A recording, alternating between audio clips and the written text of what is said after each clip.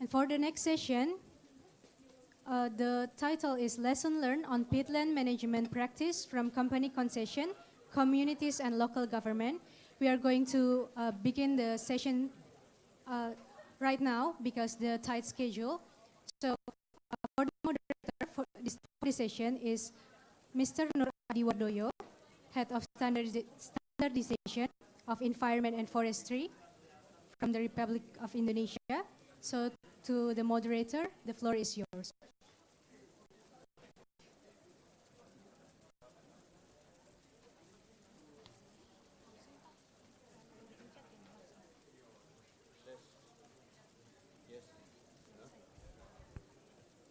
Yes.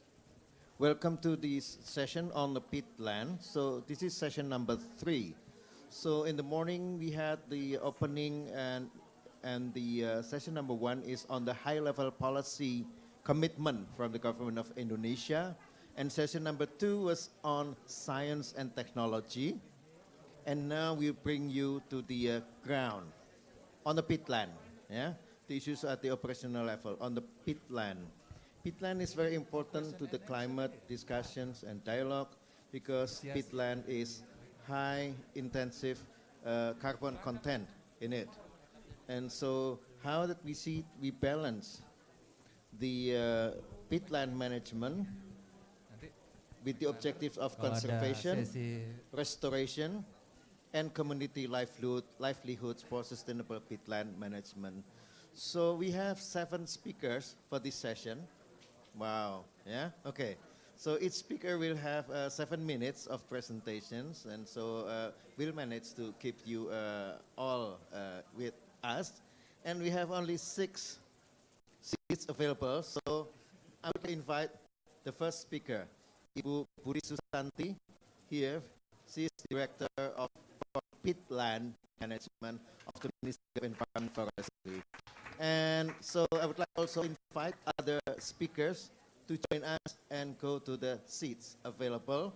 It's not a gender-related separation, but I don't know. Okay, ladies.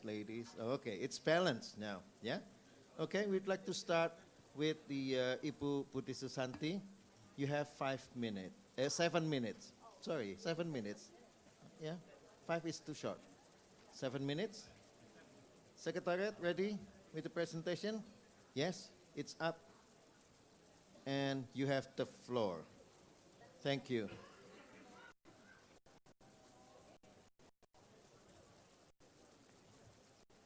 How to, yeah, next, back. Okay. From the government, the policy first.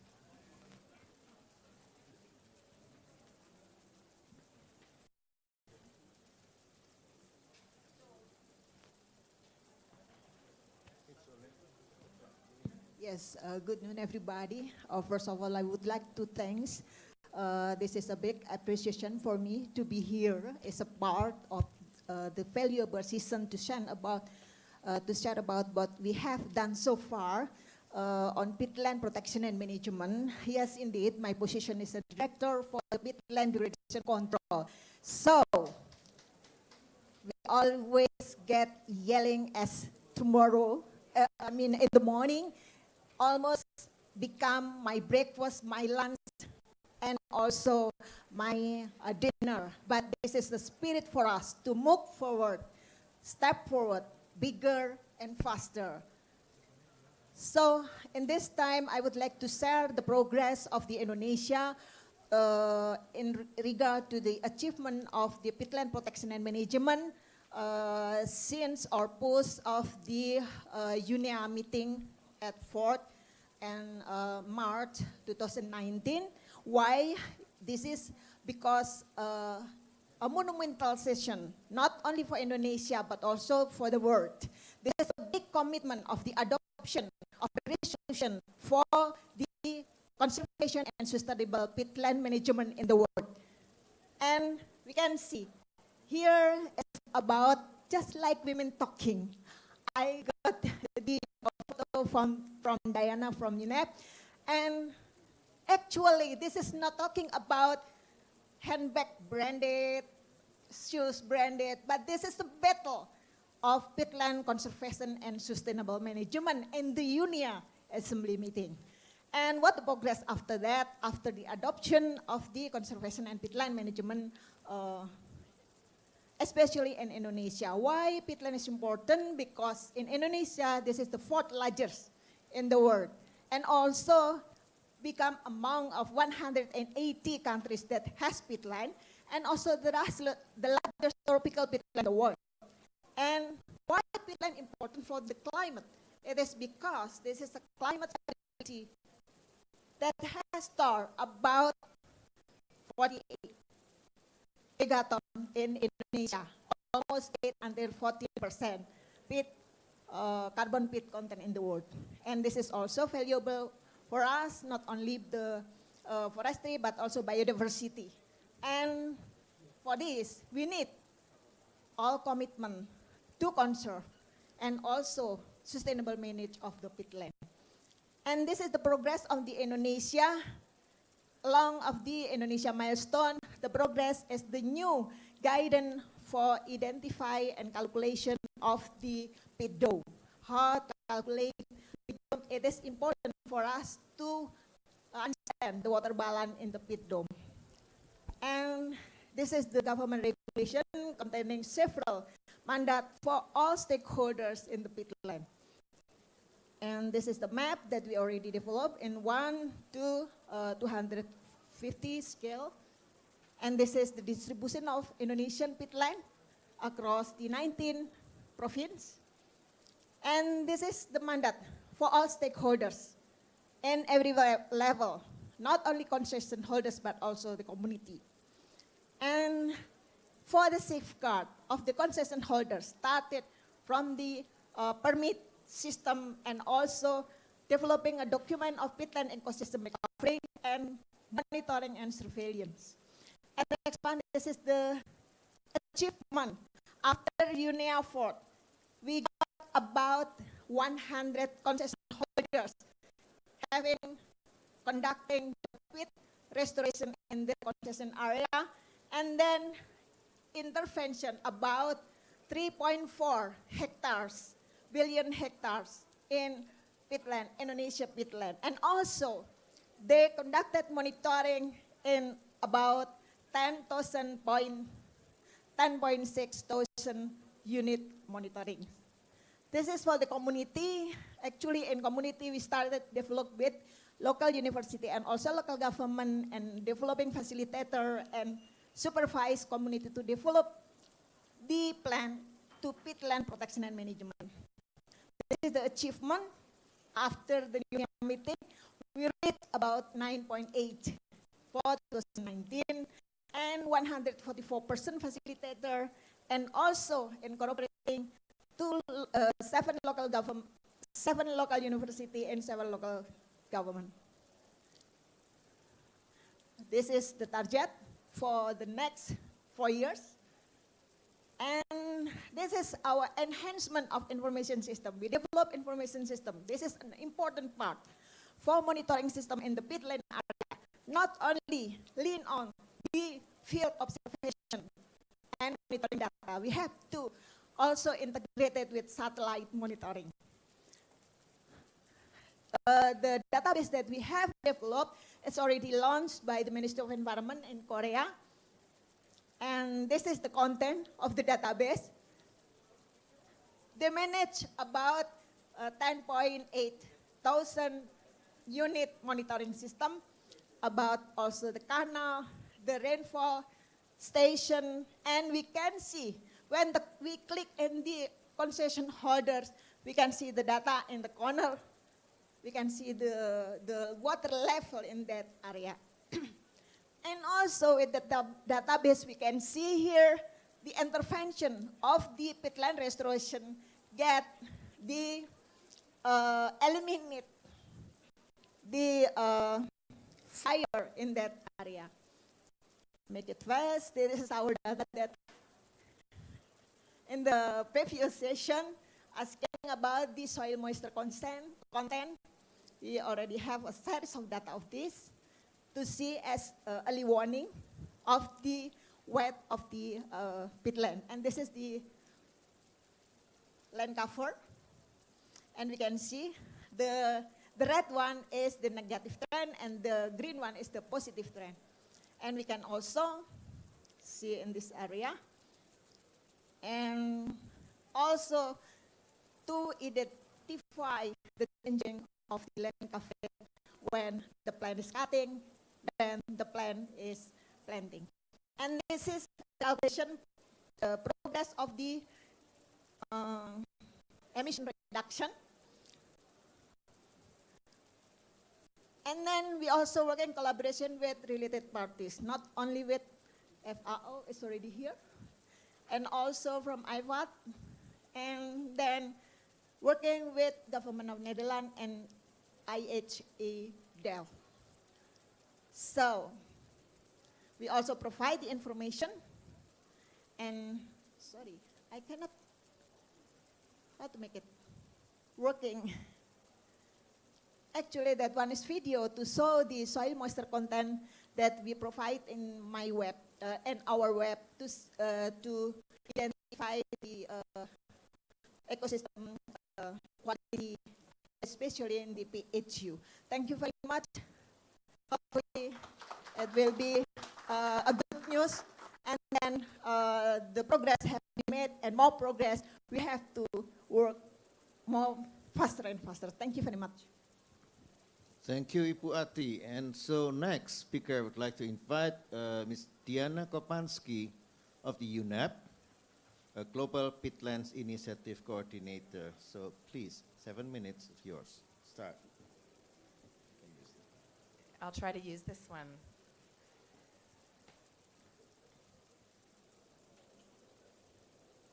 Just waiting for my presentation. Okay, my name is Diana Kopansky, and I have the honor to lead, on behalf of UNEP, the United Nations Environment Program, the Global Peatlands Initiative.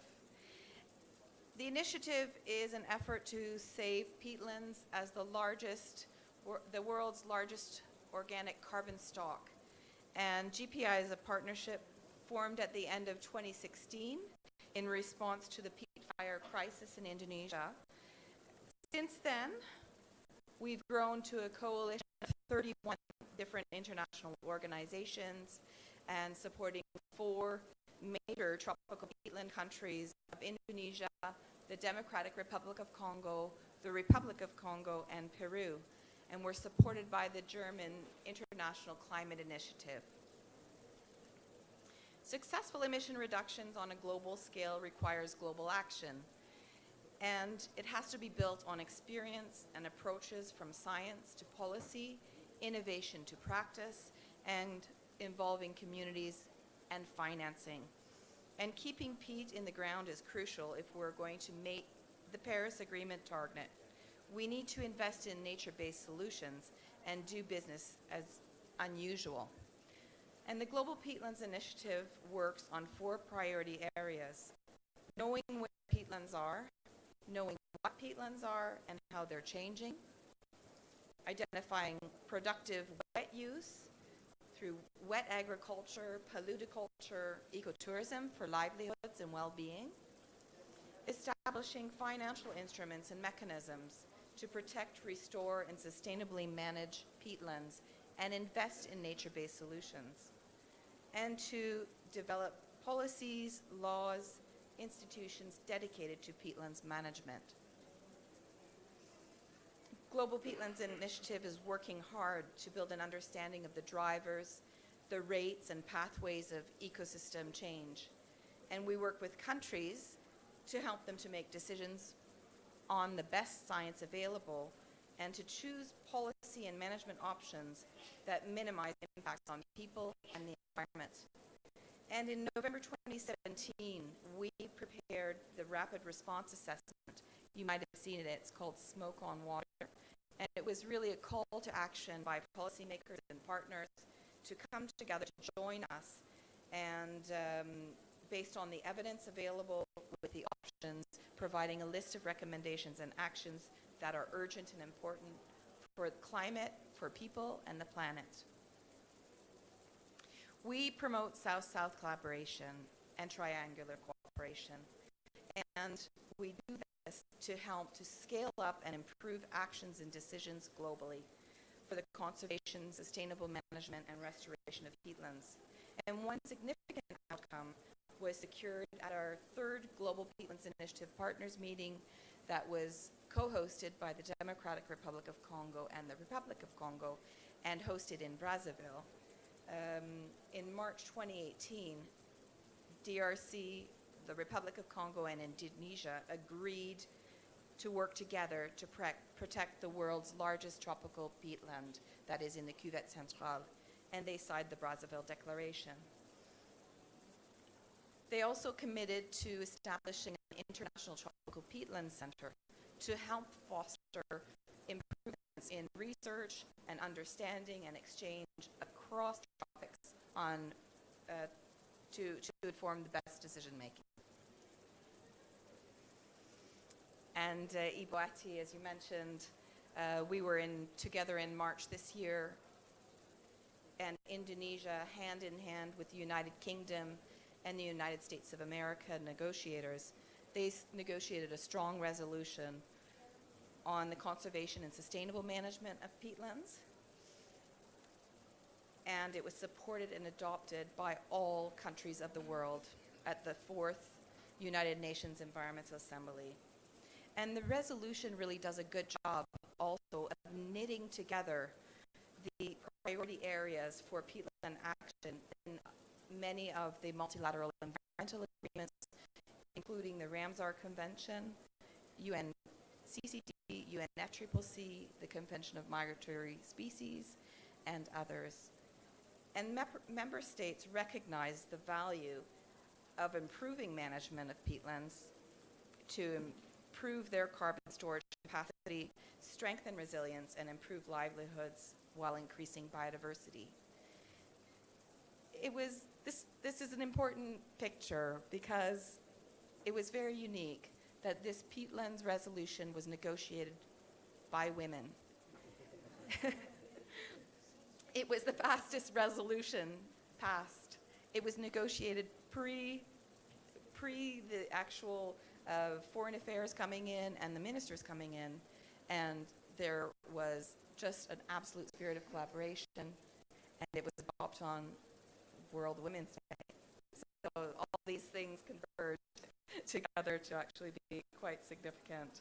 And the member states really recognize the value of improving management of peatlands to improve their carbon storage capacity, strengthen resilience, acknowledging the importance for livelihoods, and also increasing biodiversity.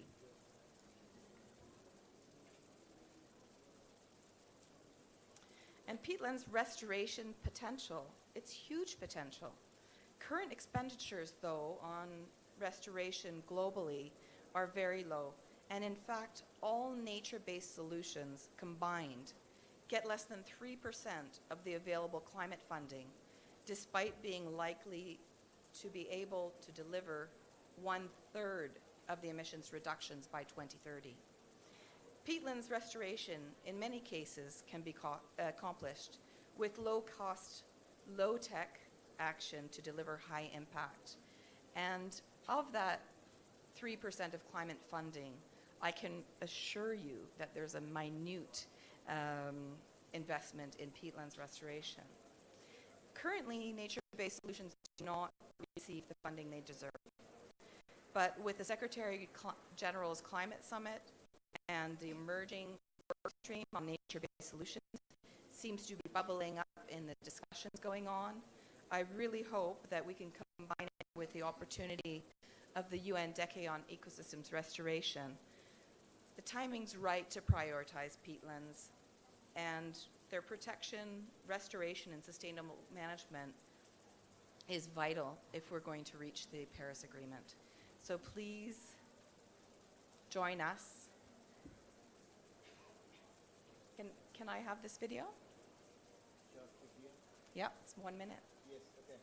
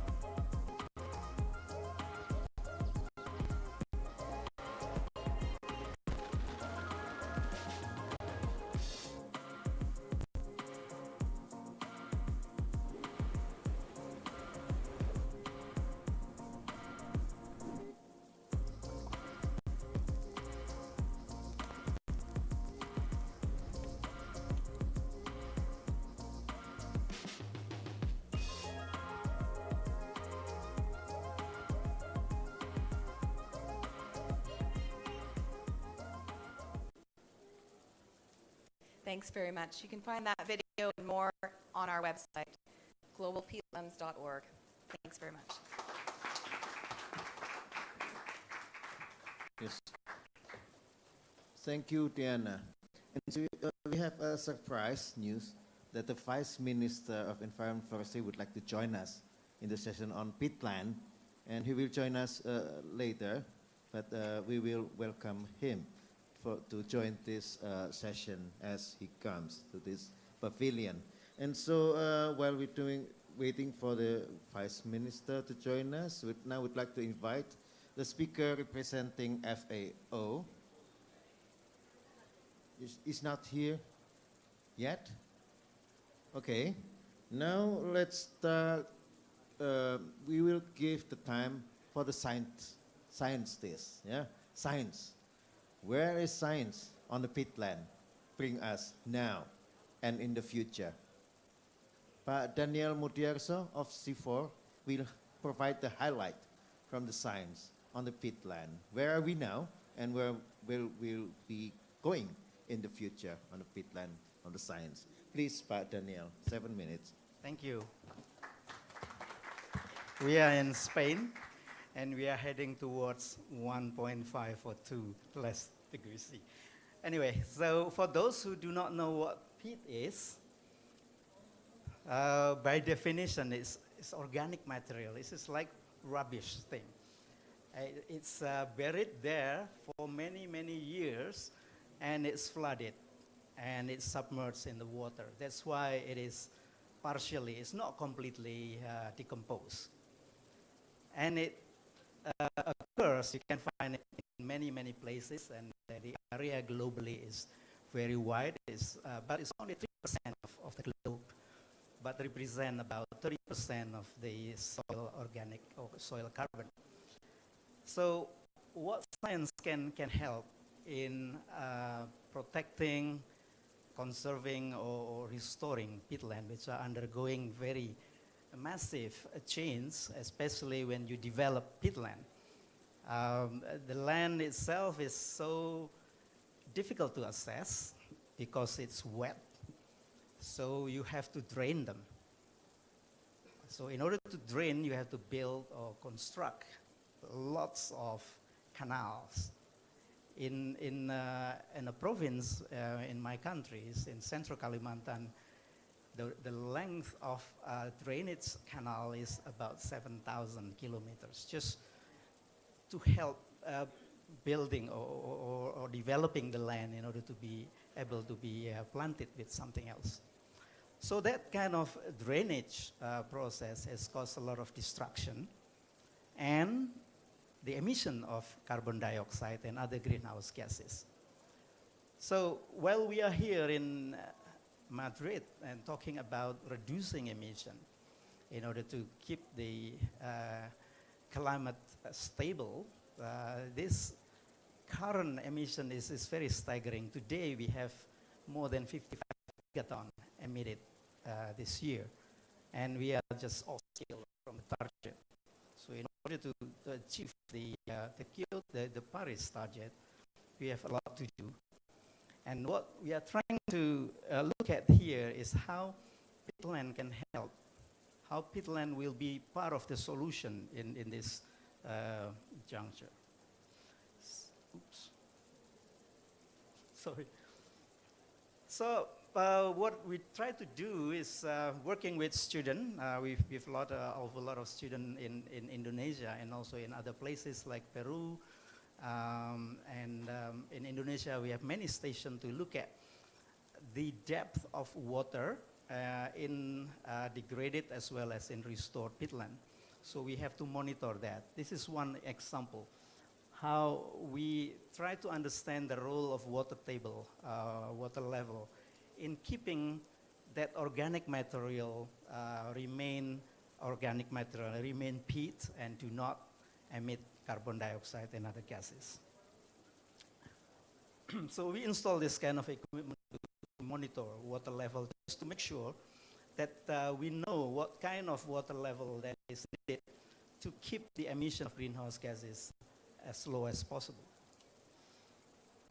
So measuring CO2 flux very often is misunderstood or generally misunderstood. When we are talking about emission, it's from the entire system, yes, but we have to separate out between living peatland that there are total emission, but also the emission which is purely caused by the decomposition itself.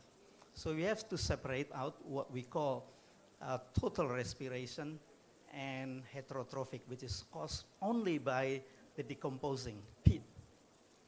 Unless we can separate that out, we will mix up what we mean by emission when we are talking about reducing emission.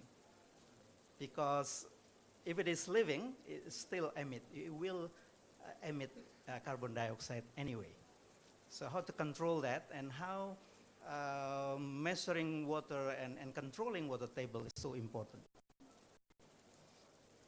This is an example of, 22 months of my student working in the field, and I'm looking at the data and try to control the quality of the data.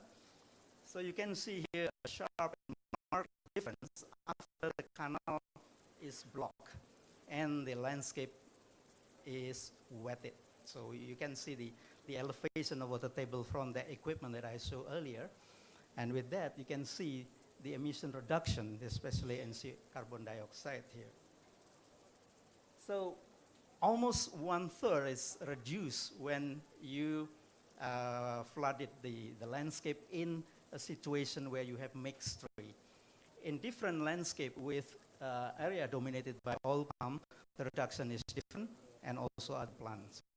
So this indicates that you cannot use the number generally for any kind of land cover, but every land cover has their own specific emission factor. So I underline this word, emission factor. It's very important number for countries to use and report it under the IPCC, using IPCC guideline. So when you report the emission annually, be it the national communication or nationally determined contribution, you have to have these emission factors. If you don't, the IPCC provides the so-called default values. Very generic number, but countries usually want to have their own numbers. And this is what we're trying to do. Very specific and high tier, they call it, with specific land cover for specific countries. So most of the IPCC emission factor that are there in the emission factor database coming from Indonesia, because we've done a lot of research, many institutions and scientists contribute the data, and it's very important that science lead this process of reporting.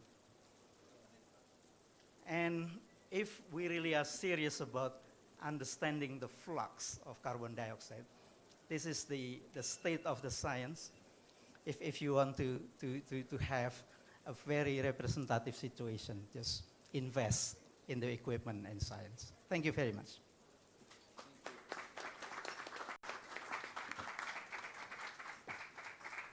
Thank you, Pak Daniel. We'd like to warmly welcome Pak Aloy Dohong, Vice Minister of Environment and Forestry of Indonesia. So, Pak Aloy, we would like to welcome you on the podium. We would like to deliver your speech on the peatland to show that peatland is so important to Indonesia and to the world. Please welcome, sir. Thank you. So first of all, a bit late because I had a bilateral meeting with my colleague from Malaysia, Vice Minister of Water, Lands and Natural Resources in Malaysia. So now I'm coming up with my keynote speech. We're actually supposed to be in the beginning of this session. So Dr. Agus Justianto, the Director General of Forestry and Environment Research, Development and Innovation, speakers of the sessions, our fellow delegates and distinguished participants of this afternoon session. Good afternoon, welcome to the session lesson learned on peatland management practices from company, concession, communities and governments. I note that objective of this session not to share knowledge and experiences on the implementation of peatland restoration, conservation, sustainable management, to discuss the progress and challenges, activities of restoration on the graded peatland.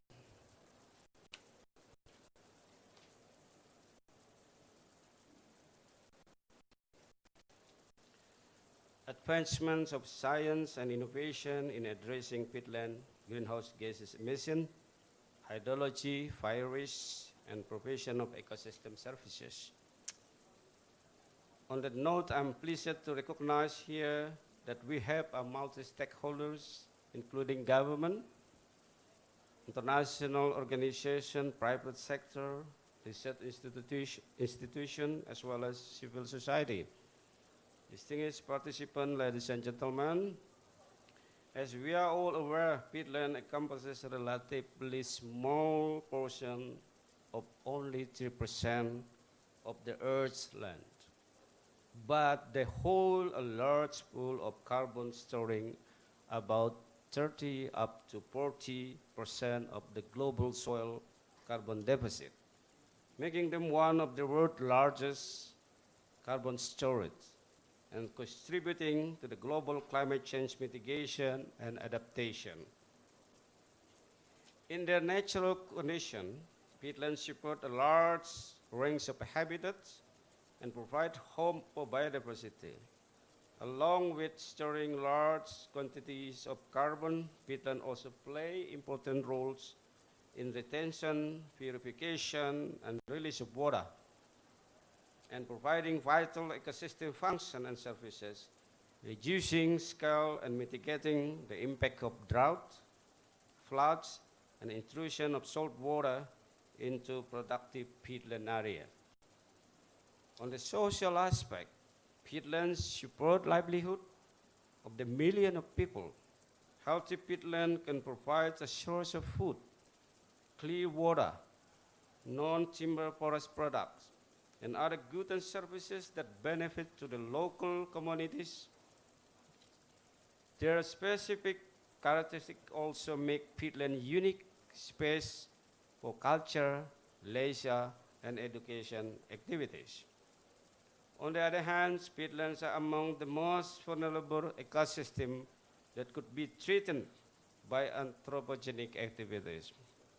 A major threat to peatland degradation is draining of the peat that will affect ecosystem quality, including biodiversity loss and increase of greenhouse gas emission.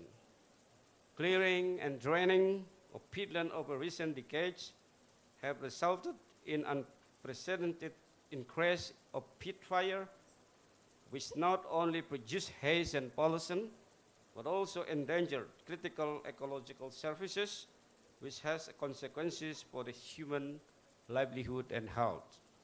As such, peatland have gained significant attention among countries, international organizations, and other stakeholders that aim to maintain their ecosystem services and to avoid further destruction. Combining efforts and utilizing synergies among stakeholders to safeguard peatland will lead to better results. In gaining the global achievement of greenhouse gas emission reduction and other benefit from peatland protection and management, the government of Indonesia has proposed a resolution on conservation and sustainable peatland management, and this was successfully agreed and adopted by the United Nations Environment Assembly, or UNEA, member state at its fourth session in Nairobi in March 2019. To follow up that implementation of the peatland resolution, is it important to build capacity, identify synergies, and related collaborative action in managing peatland ecosystem in sustainable manners and safeguarding peatland ecosystem services that evolve from the interests of relevant international organizations, member state, private sectors, and other stakeholders. Distinguished guests, ladies and gentlemen, in recognizing the importance of peatland at global, regional, and national in addressing climate change, protecting biodiversity, environments, and contributing to the social economic welfare of people, Government of Indonesia, with Government of the Democratic of Congo, DRC, Republic of Congo, and Peru, has established the International Tropical Peatland Center, which is built on the principle of true cross-sector collaboration and integration, building a resilient and holistic platform for science, policy, practice, and attracting the best mind working on research and practice in this field. ITVC will serve as a go-to space and social cooperation, supporting dissemination of strategies and practice for tropical peatland management through coordination and support collaborative international relationship and connecting different stakeholders, conduct and dissemination of scientific research on tropical peatland management for sustainable development. Being a center of excellence for tropical peatland research to support policy development and provision of capacity building and technical services. One of the missions of the ITPC is bringing governments, researchers, practitioners, civil society, private companies, and other stakeholders together to ensure the conservation and sustainable management of tropical peatland. Distinguished guests, participants, ladies and gentlemen, before I conclude my speech, I would like to inform and remind all of you that the issue of peatland management will also be discussed in several sessions during this event of Indonesia Pavilion. One of them is the panel discussion session with title of Gearing Toward NDC Ambition with Carbon-Rich Peatland in the agenda, which will be conducted after this session. I wish this session will provide a better understanding of synergies and derive from coordinated action on peatland among stakeholders, identify major gaps and limitations of safeguarding peatlands, and identify suitable policies and action for implementation for conserving, sustainably managing, and restoring peatland that involve a multiple sector, multiple actors. Yeah. That's all my speech. Thank you for your kind attention and wish you a success of this session. Thank you.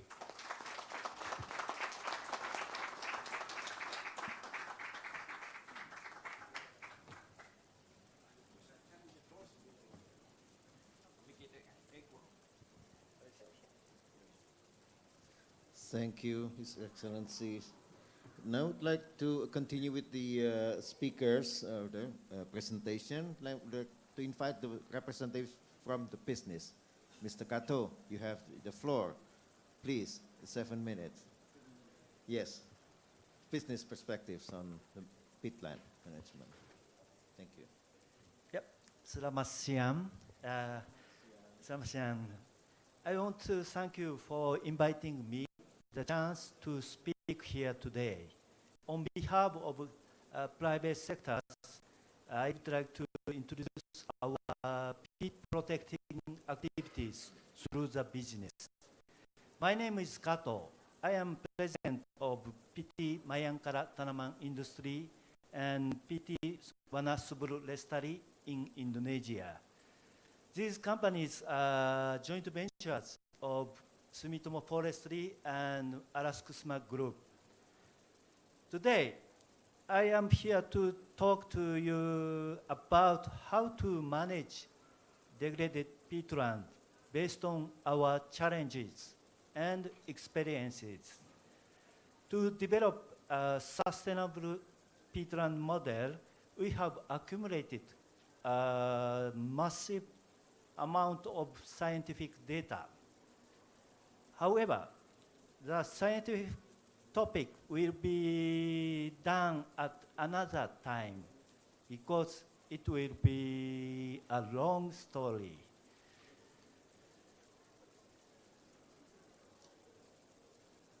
Before I explaining the model, I will introduce the most critical keys to manage tropical peatlands. Firstly, we do not develop any primary tropical peatland forests anymore. Next, the activities bring harmony between the economy and environment aspects. For the private sector, we should get a profit to maintain our sustainability in business, not CSR. The CSR activities can produce only temporal effect on degraded peatlands. Finally, the technologies used in the peatlands should be simple, low cost, and easy to maintenance, because it's meaningless if these technologies are not widely used by national, local governments, communities, as well as other countries.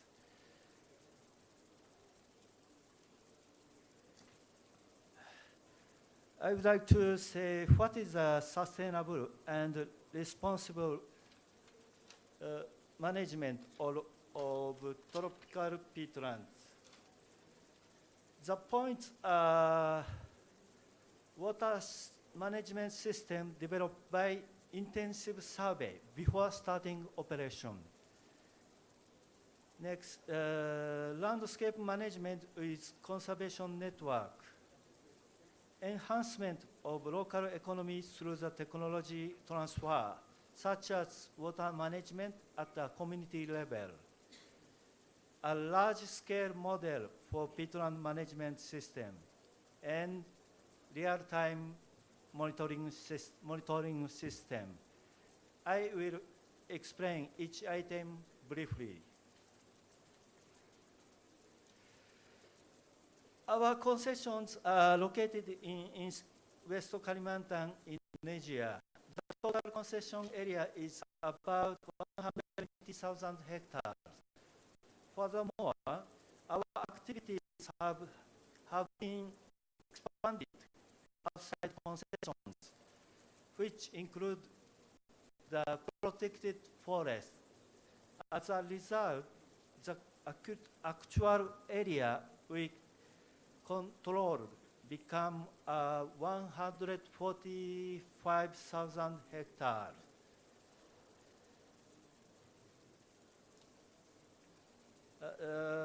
The topographic map is needed for managing the peatland. The usual map is not required.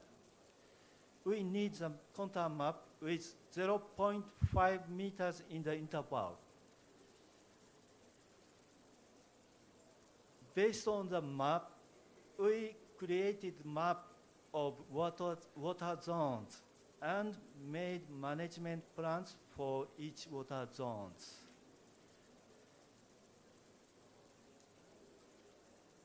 I show you a landscape model for peatland. The important thing is to protect the elevated area or top of the pit dome in a landscape. The area will be a conservation area and water reservoir or water sink for supplying water during the dry season. So we have to regulate the groundwater level at 0 to 20 centimeter below the 20 centimeter below the ground surface. The groundwater level of the plantation area should be 0 to 40 centimeter throughout the year. The level of 0 to 40 centimeter prevents the peat fires, not forest fire, especially in the dry season. In addition to the water reservoir, the buffer zone between water reservoir and plantation area is needed. The buffer zone plays an important role in adjustment for the groundwater level in the water reservoir and avoiding negative impacts from the plantation area to the conservation area. This slide shows an overhead view of land use management for responsible water management.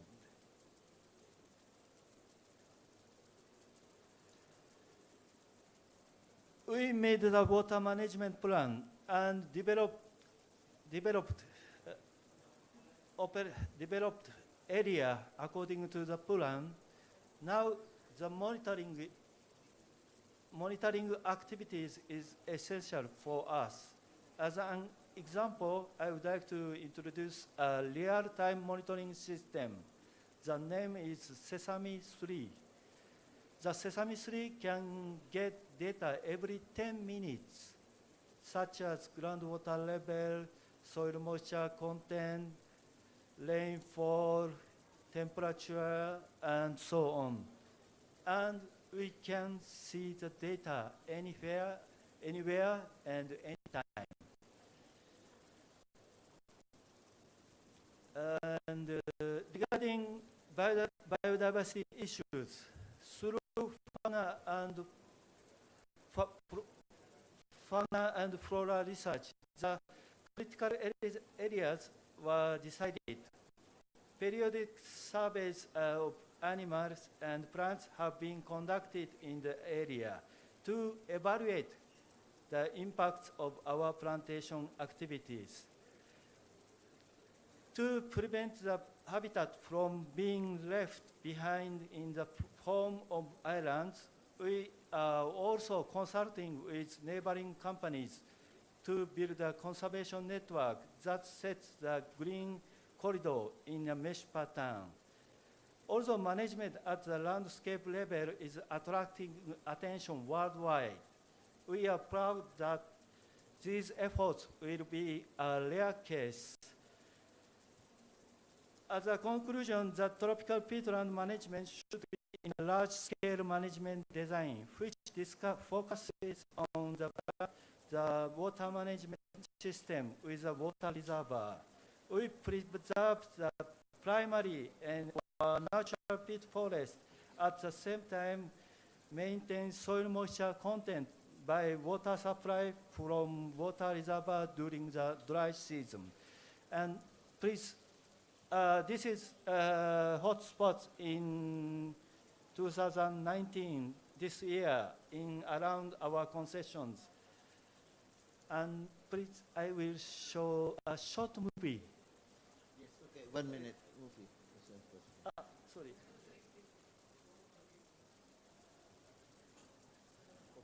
This video obtained in our concessions.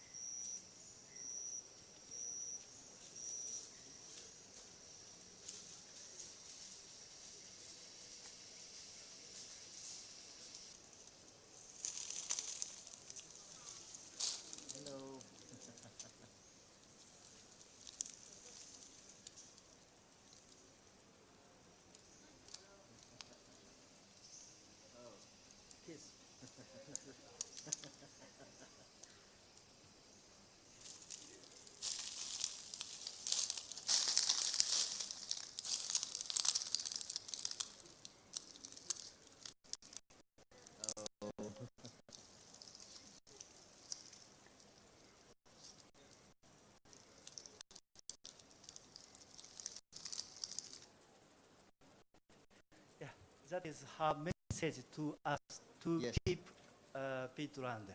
Yes. Thank you. Thank you so much, Mr. Kato. Very, yes, touching our hearts. Kiss from the orangutan, yeah? Kiss from the orangutan, yes, thank you. So we see the love story of carbon and water and, okay, the biodiversity there. So I heard that we have the speaker from representing FAO in the forum. Okay, sir. You may introduce yourself to the audience, and you have the 7 minutes representing FAO. Very much welcome. Thank you so much to have invited FAO to that really important side event. So I am representing FAO myself. I am from the Climate and Environment Division, but I am representing the head of the delegation that is stuck in another event. On myself, I'm late because we are following, as you know, Coronivia, the Coronivia joint work on agriculture. I will be back on that because we can guess peatland with that important item. So what I want to say, it's really an honor to be here. And FAO is fully engaged to support a country such as Indonesia to tackle that important challenge to deal with all the complex environment we have in those countries. Peatland, but not only peatland, mangrove, all kind of soil on all the events. Okay, this is a presentation for the next session. So in the next session, I will detail. So here I will not detail what we will work. So we are fully engaged in different aspects. One of those aspects is working with government on mapping peatland. So please stay for the next session, and you will, I will go deeper on that agenda. So here I just wanted to say that we affirm the commitment of FAO supporting country. As you know, we are the UN agency dealing with food and agriculture, so it means also with land. And our mandate is to support the country to help them to tackle the different challenges they have. We are here in the arena of the Climate Change Convention, but what you all know when dealing with land, it's a cross issue. We have seen that beautiful movies with animals, so it's also with biodiversity, climate change, land degradation. So it's really important for us to support having a more holistic approaches, and we are striving and we are doing our maximum really to ensure that all kind of land, including peatland, mangrove, will be included, perhaps not in that phase of Coronivia, but perhaps in next phase of Coronivia. So thank you so much. Thank you so much, Marcia. Yes. And so now the next speaker, we'd like to invite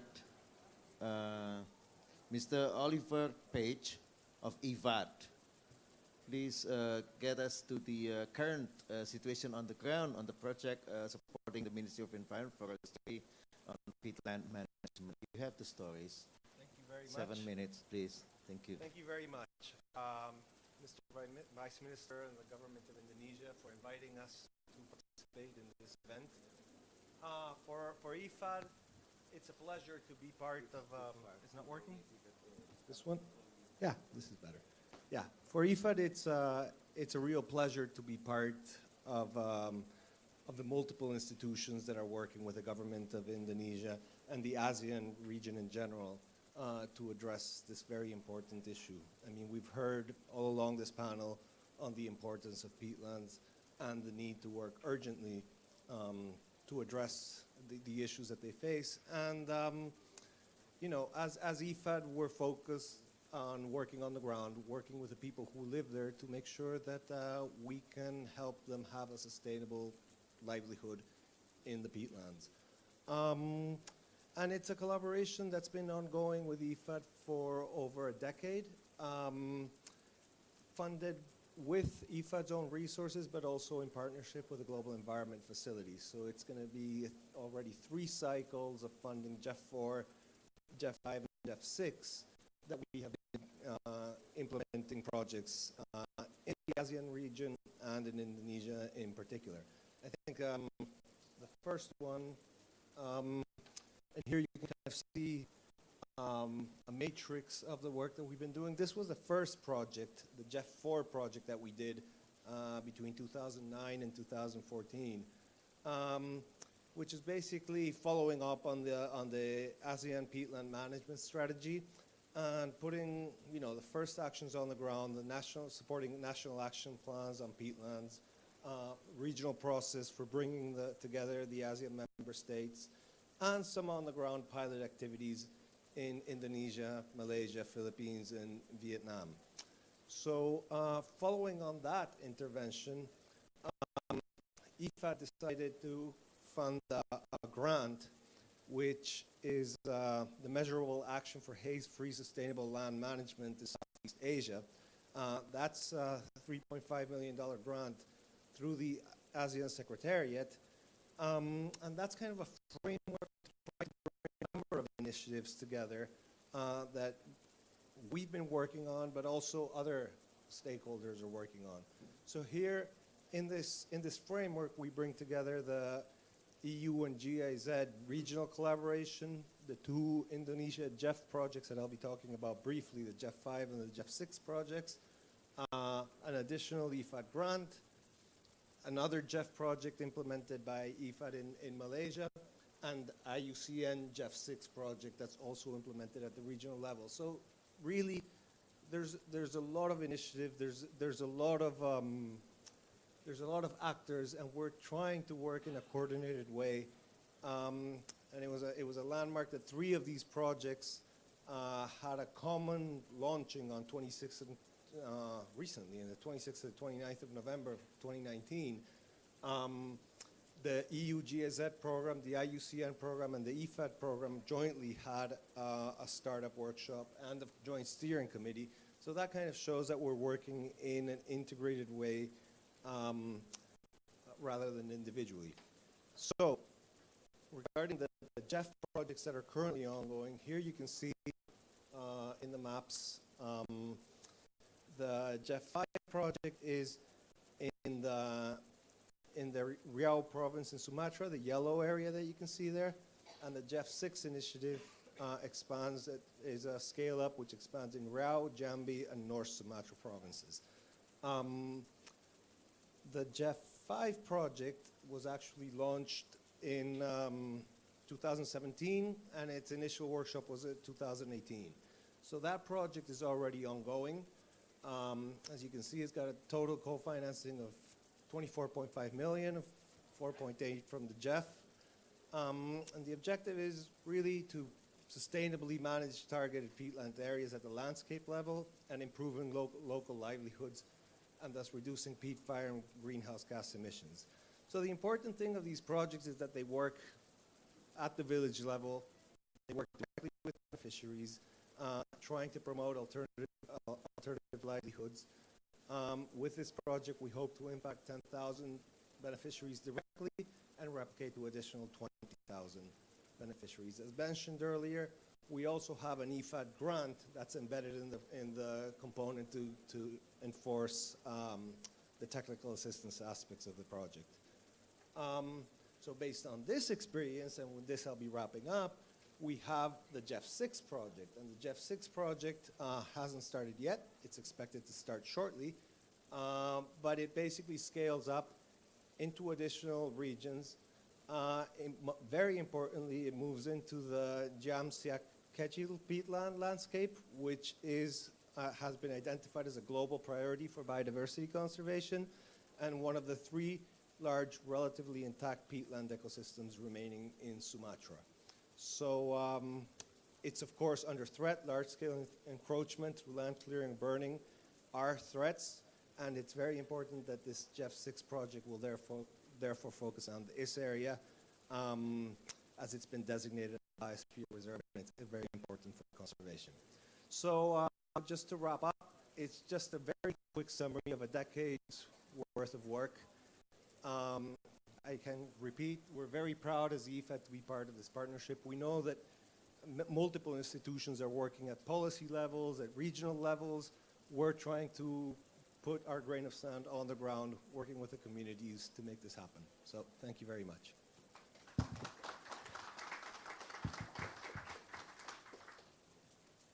Thank you, Oliver. Now I would like to invite the seventh speaker, Faisal Paris, Director of Global Environment Center of Malaysia, but you love to work in Indonesia as well. Very much welcome, Faisal. Terima kasih, Pak. So, I'm going to hope, last but not least, to focus on multi-stakeholder engagement and community issues with some examples from the region. Range of topics, but Global Environment Center, we've been working for more than 20 years in the region, and I think very good congratulations to our Deputy Minister from Indonesia. I first started working with him 17 years ago. We were swimming in a canal in central Kalimantan, trying to block it by hand, and that started off the trend of large-scale blocking of peatland drainage in Southeast Asia, which has been carried on and replicated many times over in the region. So multi-stakeholder engagement in peatland management is absolutely critical. Peatland is very complex, and currently the previous modality, the business as usual, was single sector, single agency, silo management, and we must use the multi-stakeholder, multi-sector integrated management if we're going to successfully manage these complex ecosystems. So everything from the government at the national, provincial, local level, private sector, local communities, civil society, research and media need to be engaged in peatland management. In terms of private sector, I think we heard earlier from Pak Kato, there's a lot of engagement in plantation, agriculture, land management. In countries in Southeast Asia, often the majority of peatland is under the management of private sector.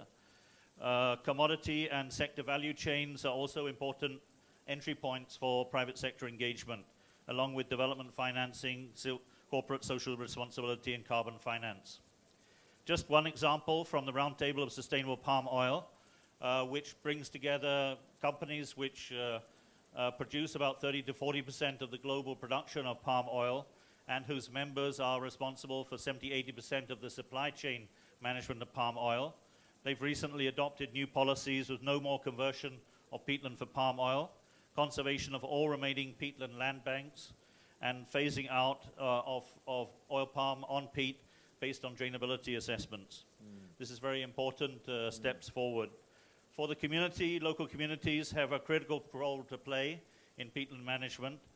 They're the original stewards of the landscape, and often they had many important traditional practices which were able to maintain the peatland ecosystems for hundreds of years. Unfortunately, they're often blamed, sometimes wrongly, for degradation and fires within the peatlands. And in many cases, they're really the victims of other larger scale developments around them, and they get impacted and then blamed for the problems. In my view, communities should be empowered and supported for sustainable management of peatlands. Just a few snapshots. Harapan Jaya in Riau. This is a village developed on peatlands about 30 years ago through transmigration scheme. The villagers have come up with their own fire prevention approach. They have developed their own village regulation where they will fine any villager responsible for starting fires, and they were successful for more than 10 years of preventing fires within their village area. But recently they've been impacted by large-scale fires which spread across the landscape due to the disruption of the hydrology of the peatland system by large-scale developments and plantations around. In Malaysia, we have very good examples of community-based rehabilitation programs where communities get income through development of forest tree plantations and provide them for rehabilitation programs, which are generating income for villages and creating ownership of the formerly degraded peatlands by the village members. When we're dealing with indigenous community and tribal communities, it's very important that we go through a proper process of free, prior and informed consent, as with these Aboriginal communities in Malaysia, who have now turned into very strong stewards and protectors of the peatland landscape in which they live. Here's just an example of badly degraded peatland, which has now been rehabilitated by this Aboriginal tribal group in Malaysia, and they're now showcased as an example to other groups elsewhere. The engagement of community is also important. Not only we cannot just go to community and say, do not drain, do not burn, do not cultivate business as usual. We have to come with business unusual, with alternative crops. And community have a lot of knowledge. So for example, for hundreds of years, the community have cultivated sago in Papua and in the Riau archipelago on a sustainable basis in deep peat. And these approaches need to be spread and tried in other areas. Gelam or Melaleuca, gelatong, and alipe nut are also important commodities which have traditionally been harvested by communities and through proper management can be spread and developed in a broader scale in re-wetted peatland areas. Important products and market chains from peatland products need to be developed to provide a sustaining and long-term market for a process where peatland are properly re-wetted and managed.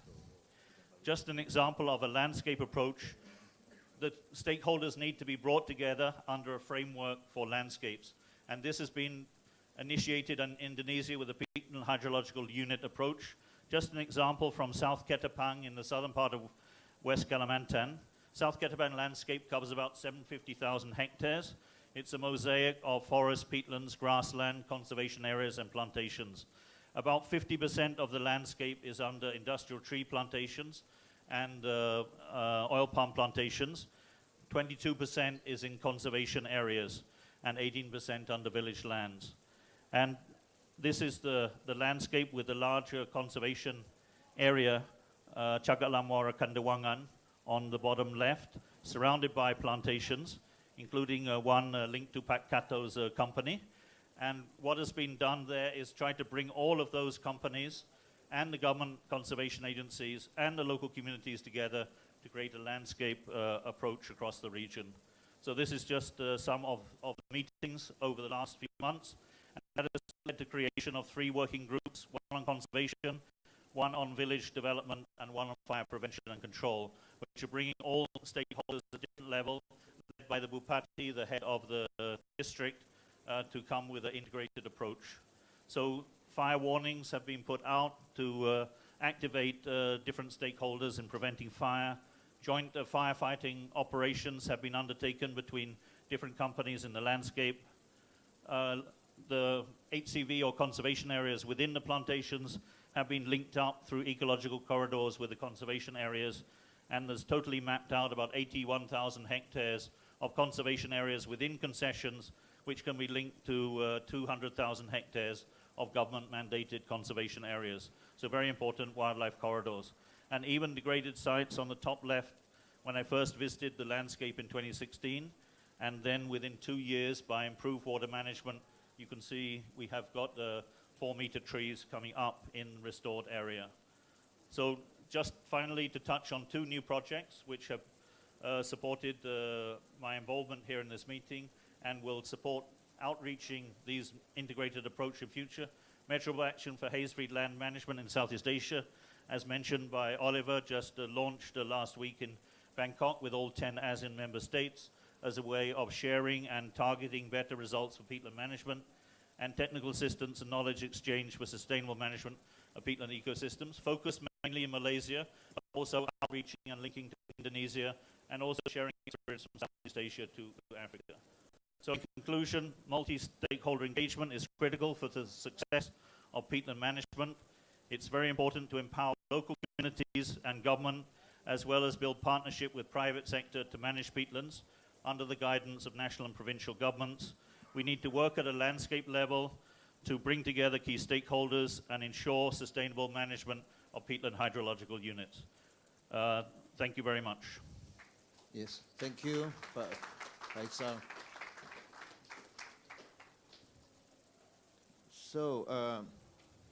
So we've learned from this session that we really now understand the relationship of the carbon in the peatland and the water. Yeah, it's very important of the relationship of the carbon and the water. And number 2, we see we have the recipe for good peatland management already, and the practices on the ground is taking place, and we encourage for further collaboration in promoting peatland management globally. And so Indonesia is very important part in this global collaboration on peatland management. Now, would like to invite dialogue. Yeah, but we have very limited time, 10 minutes. Yeah, so we'd like to invite from the audience comments and some learnings and yeah. I see one. Okay, we'll start with one. Oh, two. One first, please. Identify yourself to the audience and to the Famudin speaker. Agus from Indonesian Soil Research Institute. My comment or question is addressed to Faisal. Very nice presentation. When we come to selection of high water table tolerant commodities, most of the problem is that the market absorption is not as high as it is for the low water table tolerant commodities. Thank you. Yes, okay. First question from Pak Agus. He is with the Ministry of Agriculture of Indonesia. And the second questions or comments from the audience, please. Not working? No. You can use. Yes, thank you. My name is Hans Jooster from the Greifswald Myers Center. I have a question to Mr. Kato. You monitor a lot of data in your plantation. Do you have also data on the subsidence rate in the various parts of your plantation? Thank you. Yes. Okay. So now give the time for Pak Faisal to answer the question. Yeah, thank you very much, Famudin. Yes, indeed, it is a challenge. The markets for some of those crops which were grown with low water tables have been established. For oil palm has been developed in this region for more than 100 years, and markets are very well established. For the new crops which are growing with high water tables, there are challenges with market establishment, but I think that this should not be a barrier to stop any development. We have to start and to look at expand and how to create the markets. Sago, for example, there are significant global markets, but how to connect the local communities or the local level to access those markets. There are also many new and emerging markets which are coming, but some markets will need to be developed further. Thank you. And Pak Kato, would you like to the question? Thank you for your question. In our side, peat subsidence has been measured since 2010, before starting operation. And then also we measured CO2 flux before starting operation, and first rotation and the second rotation we measured. So we can estimate CO2 emissions. And we would like to publish a scientific paper related to CO2 emission from our concession area using comparison between before comparison of special carbon emission, special carbon emission from our two concessions using our topographic data and measuring drone photogrammetrics method. Thank you. Thank you. Is there any other audience would like to have a dialogue? If then I would like to conclude this session. All of the speakers' presentation materials are available in the website of Indonesia Pavilion. It's at indonesiaunfccc.com. You can access all of the presentations in the website of Indonesia Pavilion. And now I'd like to please join me in thanking and putting appreciation to all the speakers. Big round of applause. And to you all, the audience, to make this session lively. Thank you so much. So this is the first session on the peatland. some more session. Right next to this session is on the peatland. Go to in more details. Okay, enjoy the session. Thank you so much.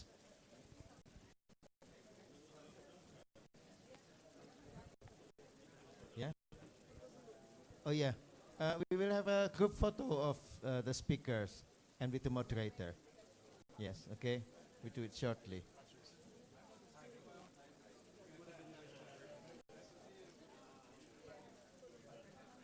Yes. And also the appreciation from the Minister of Environment Forestry, Her Excellency Siti Nurbaya, to give the token of appreciation. Itu Ibu Parwati. Yeah, next one. Oh. Ini Pak. Itu Ibu Parwati. Itu Ibu Diana Kopanski, regards from the Minister. And souvenir, yes. FAO. It's for F. Yes. Habis ini apa sih? Pak Kato. Yes. Udah langsung cepet aja. Pak Daniel. Pak Faisal. Oliver. Now the photo session with the Vice Minister, Excellency Pak Alwi Dohong. Yes.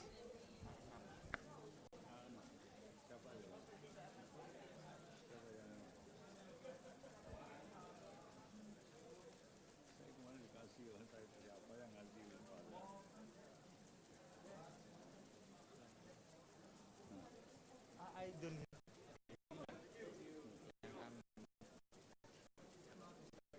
Oh, during the war and the region with rich lands in the agenda.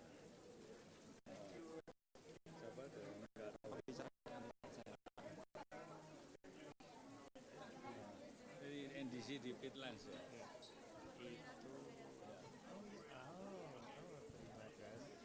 Thank you very much for all the speakers and moderator for the session of Lesson Learned on Peatland Management Practice from Company Concession, Communities and Local Government.